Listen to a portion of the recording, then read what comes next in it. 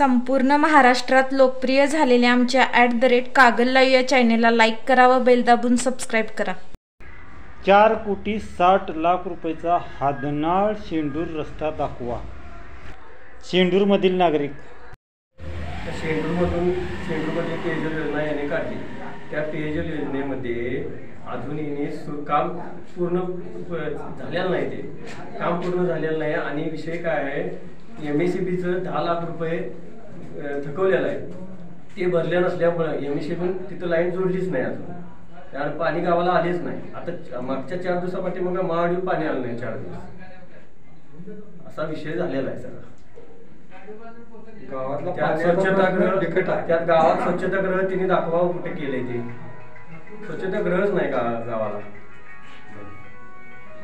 त्याचा निधी उचललेला आहे. निधी कुठल्या ह्याच्या उचलला. राष्ट्रीय पेयजल योजनेतून 1,93,00,000 पिण्याच्या पाण्यासाठी निधी आलेला आहे. सदर निधी महाराष्ट्र शासन 50% व केंद्र शासन 50% असा निधी आहे. परंतु याने तिथे आदरणीय मोदी साहेबांचा साधा एक फोटो सुद्धा लावलेला नाही. हे कशाबद्दल? म्हणजे निधी केंद्राचा असताना केंद्राच्या आता प्रमुख मंडळ मोदी साहेब आहे, त्यांचा फोटो का नाही? तसेच तुम्ही मराठी शाळेंचा खोल्या वगैरे बांधायला काहीतरी त्याने पुस्तकात टाकलेलं आहे. ते म्हणता मराठी शाळेत आत्ता 1 महिन्यापूर्वी शाळेतल्या शिक्षकांनी, मला काही नाव माहीत नाही, कोणी ते तक्रार केल्यानंतर मुलींच्यासाठी संडास चालू केलेला आहे. हाच काय विकास? रस्ते किंवा मंदिरं झाली पाहिजेत, याला आमचं दुमत नाही, झाले पाहिजेत, हे पण विकासाचाच एक भाग आहे. परंतु विकास हा शाश्वत हवा, पुढच्या पिढीच्या उपयोगास येणारा हवा. आज आमच्या येथील विठ्ठल मंदिर त्यांच्या काळात बांधलेलं आहे. आम्ही विठ्ठल मंदिरमध्ये हरिपाठाला जातो, पावसाळ्यात विठ्ठल मंदिर गळतंय, कोणीही येऊन बघावं. मग हाच काय विकास? मग जो निधी आला तो निधी विठ्ठल मंदिरला ते पुरेसा झाला नाही काय? तेवढ्या निधीत विठ्ठल मंदिर का बिनगळत्याला मंदिर बांधायला तुम्हाला काय अडचण होते?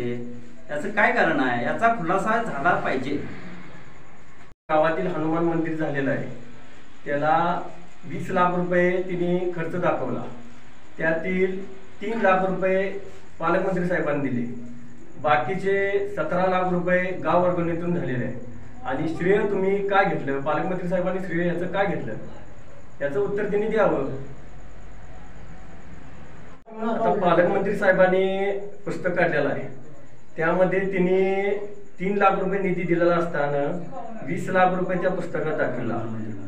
गावच्या हनुमान मंदिरचं 17 लाख रुपये हे गाव वर्गणीतून झाले आणि हिने 3 लाख रुपये दिले आणि त्या पुस्तकामध्ये हिने 20 लाख रुपये आपण दिलं असं दाखवलं. मग यामध्ये तुम्ही देवाला सुद्धा फसवत आहे सा. मग देवाला तुम्ही जर फसवत असला आणि पूर्ण तालुक्यावर तुम्ही सांगत फिरता की आम्ही एवढी मंदिरं बांधली, तेवढी मंदिरं बांधली, देवाच्या कामात जर तुम्ही एवढी अपराधपर करत असला, भ्रष्टाचार करत असला, मग त्याला काय अर्थ आहे? माननीय पालकमंत्र्यांनी 2019 ते 2024 साठीचा निधी शेंडूर गावाकरता पान नंबर 36 वरती 4,59,00,000 रुपये शेंडूरच्या हादनाळ रस्ता करता मंजूर केलेले आहे. या ठिकाणी तो रस्ताही नाही आहे. तेच पान नंबर 235 वरती हाच रस्ता 60 लाख रुपये असा खर्च दाखवलेला आहे. ही सदर बाब हादनाळ ते शेंडूर ते हादनाळ रस्ता 4,59,00,000 रुपये दाखवलेला आहे. हा रस्ता येथे आहे. हा तुमच्यातला कोणीही माणसाने दाखवायचा की यावरती 4,59,00,000 रुपये खर्च झालेला आहे. निम्मा केला, निम्मा दाखला किंवा एक जाहीर करावं की ते पुस्तक खोटं आहे किंवा काम तरी खोटं आहे यांनी जाहीर करावं. 59 लाख रुपयाचा यांनी जिथं निधी उचललेला आहे, त्या 4,59,00,000 रुपये जरी त्या रस्त्यावरती हातरलं असतं तर तो रस्ता झाला असता त्या पैशात. मग ते बाकीचे पैसे यांनी काय केलं यांनी सांगावं पालकमंत्री साहेबांनी की बाबा या पैशाचं आम्ही हे केलं ते केलं. 5 वर्षात 2 वेळा जर रस्ता उभत असला आणि निधी उचलत असला, मग ते पुस्तक तुमचं खोटं आहे का तुम्ही खोटं आहे ते सांगावं. पालकमंत्री साहेबांचे जे 4 कॉन्ट्रॅक्टर आहेत, त्यातला एक कॉन्ट्रॅक्टरने शेंडूरमध्ये 15 ते 20 एकर जमिनी खरेदी केल्या. 18 एकर जमीन खरेदी केल्या.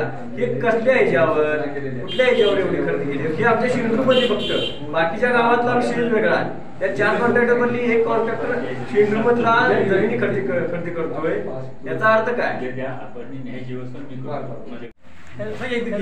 2019ला त्यांनी 1 लाख रुपये दिले होते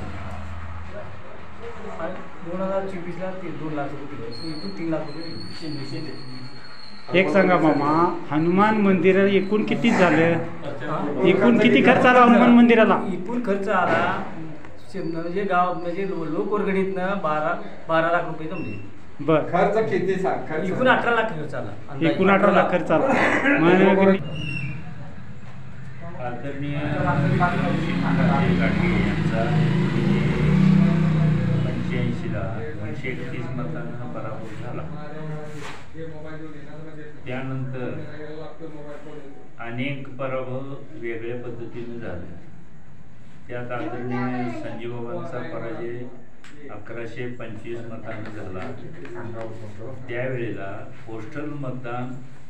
पोस्टरनं आलेल्या बॅगा इकडं तिकडं पशार केल्या आणि पोस्टल मतदान मिलिटरीवाल्यांचे किंवा काही लोकांचं काउंटिंगला घेतलं नाही आणि 1125 मतानं पालकमंत्र्यांचा विजय घोषित केला.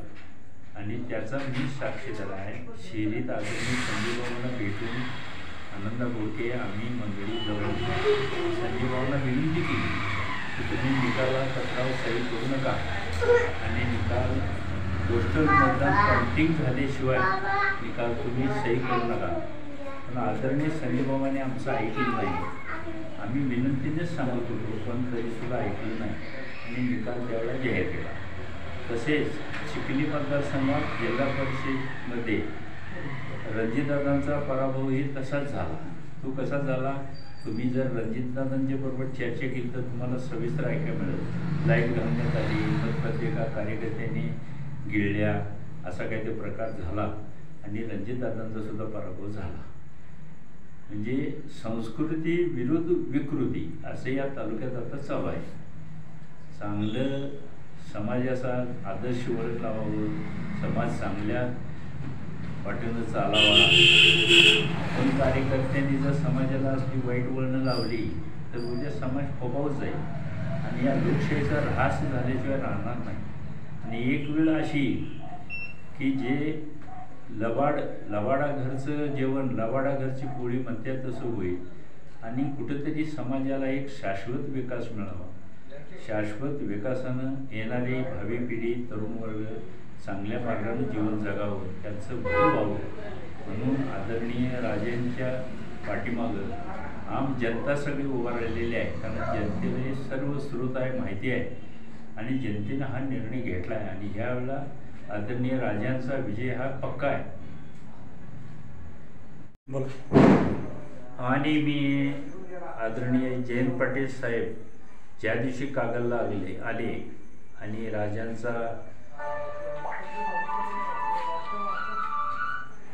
राजांना भेटायसाठी आले आणि त्या दिवशी राजांच्या संबंधी मी तिथं ज्यावेळेला बोललो की राजे आदरणीय याच्यात ज्यावेळेला मिठी मारतील त्यावेळेला मी तिथं बोललो होतो तेच आज मी सांगतोय की राजेंना मिठी मारून माझं नवस मी पूर्ण करणार. त्यांना गुलाल लावलेला मला बघायचं होतं ते मी जाहीर केलेलं आहे. ते नवस माझं पूर्ण होणार आणि तसं मी आम जनतेला विनंती त्यावेळेला केली, आताही करतोय आणि त्याप्रमाणे राजे विजयी होणारी काळ्या दगडावरची रेघ आहे.